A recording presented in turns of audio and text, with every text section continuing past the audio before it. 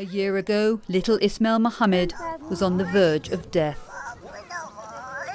A severe drought, insecurity and lack of access for aid led to a terrible famine in his home area in southern Somalia.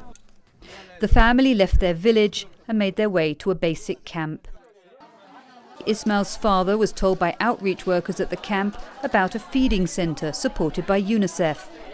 There he found out that Ismail had a form of severe malnutrition known as kwashiorkor and needed urgent treatment. Nurse Mohammed Ibrahim, who was the first person to treat Ismail at the centre run by an NGO called Said, still keeps in touch with the boy.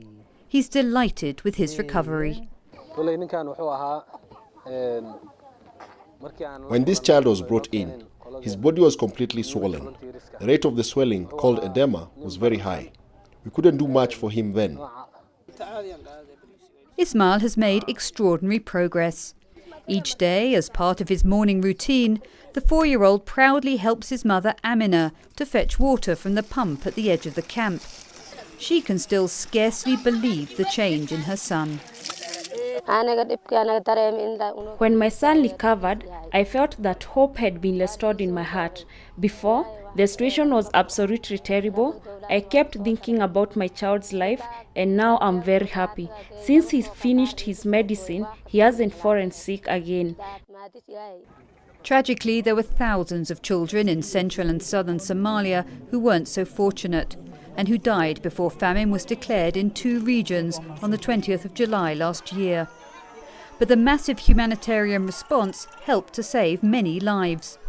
Over the past year, UNICEF has treated more than 400,000 children suffering from malnutrition. UNICEF and its partners continue to provide children with a package of life-saving activities, including immunizations, safe drinking water and therapeutic feeding. Emergency help is still needed, but it's not enough by itself. Children like Ismail, their families and communities remain extremely vulnerable. The only way to ensure their long-term prospects is by building their resilience, which means providing committed, sustained support. This is Susanna Price reporting for UNICEF Television.